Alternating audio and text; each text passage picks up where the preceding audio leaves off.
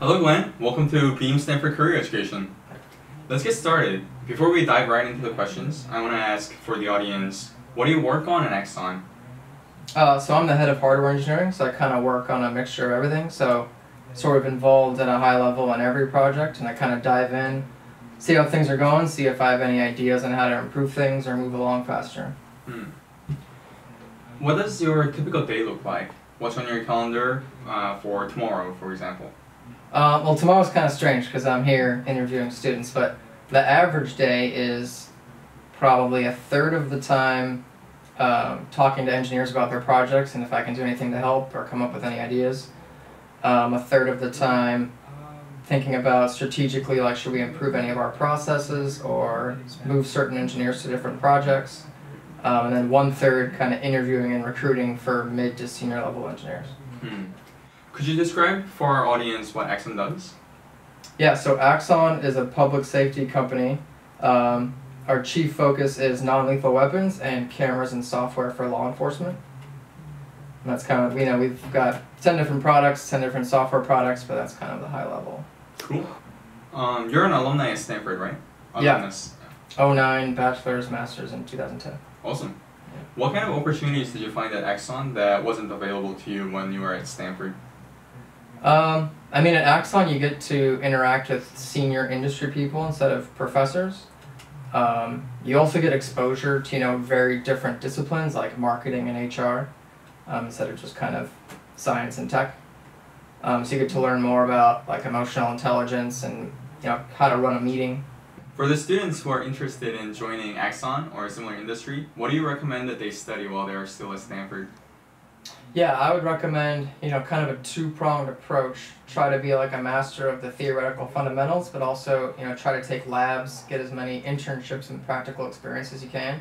As you're looking at resumes, it's kind of rare to see useful practical experience. So for a mechanical guy, it's have you worked on injection molding or stainless steel? If you're an electrical guy, have you made a PCB? Have you brought a circuit to life?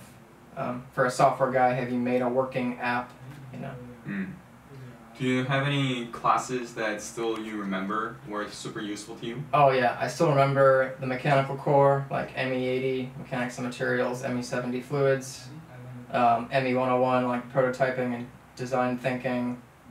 Yeah, oddly I remember some of the electives a lot, like History of Egypt, because they were so different from the mechanical classes.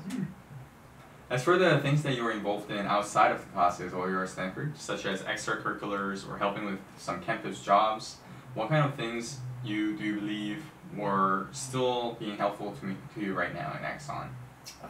Yeah, I think I kind of regret not doing more extracurriculars. I did do the Being Archaeological Studies between senior year and the master's year, and I thought that was just a great experience to tour. I mean, we traveled from Switzerland to France to Italy, and the team of people was just awesome, crazy mix of football players and classic students. So I would say that was a super great experience, and I got to hang out with different people than you meet in engineering courses. Not to knock on engineering students, but right. Tell us a little more. How is that translating to your work today? Well, I mean, kind of at a higher. Once you become a team leader, you have to work with a variety of people. You have to work with the finance department. You have to kind of work with marketing and software to design new processes. So, working with a variety of people and taking weird classes like History of Egypt kind of prepares you for real life. Now, you're going to be interviewing a lot of students tomorrow. What are some things that stand out to you when you're looking at a resume? What kind of experience that students had while they were at Stanford really tell you, without you even asking them, that this person might be really worth it? Yeah, I think academically, if they took a risk on taking a lot of challenging courses, a pretty wide variety of courses. I, as a mechanical engineer, took some biology courses and electrical engineering courses, and I struggled and got like B+ in those, but I think that was pretty valuable, I think. And then, of course, as much internship experience, practical experience as possible. And I kind of asked them to talk through that. Were you just involved in the project, or did you struggle and have challenges and you overcame them, and maybe you made some mistakes and caused some project schedule slips, but you learned from it and became like a real engineer? That's the only way to become a real engineer is to fail Or and making kind of mistakes. struggle through and then learn it. Then on taking another approach at the same question, what are some things that tell you that it is a danger and you think it's a red flag? You know, a red flag is someone who's like involved in a million different things at a superficial level, doesn't seem super passionate about anything. If someone says, you know, I want to be an engineer just because my dad was an engineer or something like that, like this should be something that you chose to do, and you would almost do it for free if you were given the chance. There's a couple other red flags, like if you have a weak theoretical understanding and you're kind of the engineer's just going to try random stuff, test it, try again, test it, fail, try again. You know, like you have to be able to have your first design should be, it's going to fail, it's going to have bugs, but it should be pretty decent. If your first design is awful, it's going to be a long road to fix everything. Could you remind me what degree you were working towards, or did you get at Stanford? I got the bachelor's in biomechanical technically and the master's in mechanical. They both focused on medical devices, so they're pretty much the same. Okay, so that sounds like a field that might not immediately intuitively related to Axon, the things that you described. How did you research the jobs that you were looking for? How did you choose this role that and the industry that you wanted to focus in? Yeah, I kind of thought about like two things. Like thought about how I wanted my life to be in 10 years, and did I want to be another cog in a giant machine, or did I want to be like something exceptional in some way, like I drove something myself? And also like, was I more compassionate or more, you know, helpful to society than the average person? So yeah, I searched around primarily at medical device companies and public safety companies. And it was somewhat similar because for the non-lethal weapons at Axon, we do a lot of medical testing, so there was a little overlap there. Is there a reason that you thought of that field, or was it out of blue? Was there an incident or a story that you went through that made you choose this field specifically? I knew I wanted to do something, you know, kind of medical to help people. I don't know why that is. That's just kind of a feeling I guess I've had for a while. I kind of always knew that I wanted to be either a bioengineer or a doctor. For the students who are at Stanford, there are a lot of students who are just like you, thinking that they don't want to be a small part of a big organization. They might want to do something that is more meaningful or impactful, or they might want to be in somewhere that is more agile, that is moving quickly. For these kind of students, how do you suggest that they look at the industry right now? How should they be choosing companies? How can you tell one company will be successful and be meaningful to them versus another company that might be just saying that it's a fast-moving, meaningful company? Yeah, I think try to do the best research that you can about their values. You know, if they have the typical rental car values like integrity and teamwork, that's probably not going to work. If they have more cerebral values around trying to make the world better or trying to be curious or trying to be candid, like those are a little better.